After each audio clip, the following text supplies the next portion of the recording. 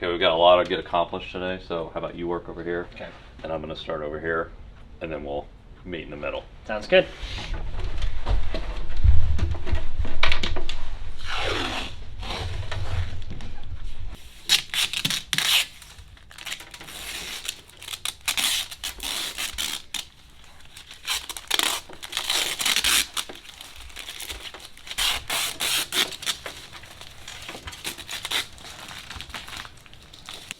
All right, John, I'm all wrapped up over here.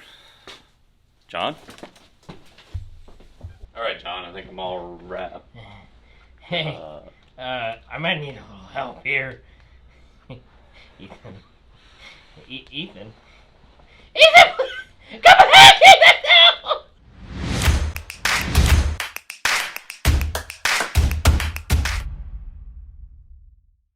Not only are there different ways to tape, there are also many different types of tape to pick from. And depending on your job, there are certain tapes to avoid, and other tapes that would be recommended. In this video, we will break down the differences in tape, as well as give some tips as to how to properly apply tape to a surface. Tape number 1, general purpose masking tape. This is the kind of tape that most people reach for when picking up tape for their job. Why? A general purpose masking tape is not typically very expensive, hence why it's a bestseller. However, oftentimes you get what you pay for. Cheap tape, cheap finish.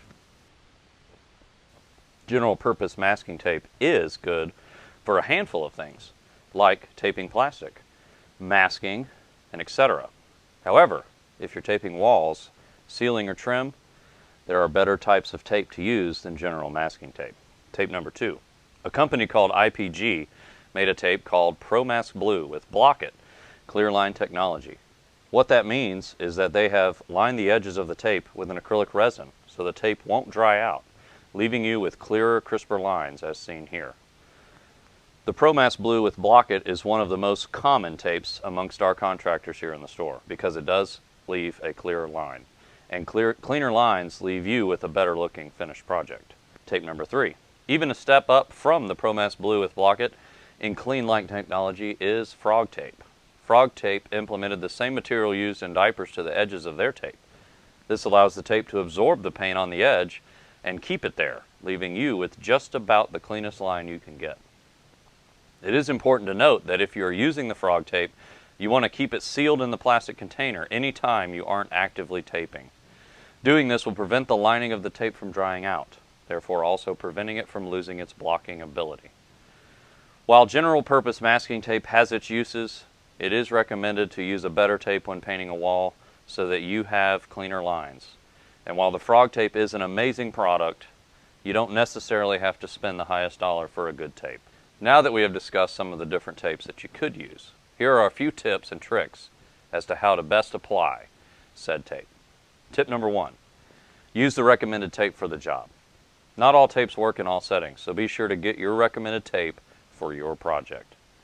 Tip number 2, when applying the tape, use a putty knife or even a credit card to smooth the tape onto the surface you are taping. This will help seal the edge, preventing any paint from leaking through.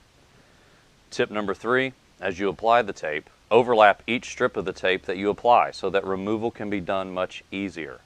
Speaking of removing tape, tip number 4, make sure to remove the tape while the paint is still wet, unless stated otherwise on the label.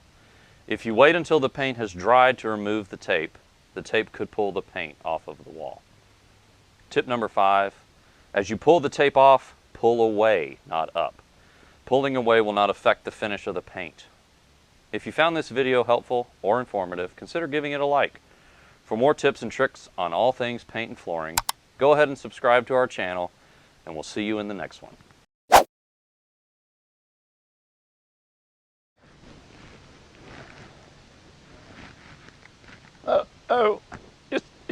I thought you'd be gone by now. Carry on, get out of here. It's over, move on, get out, move.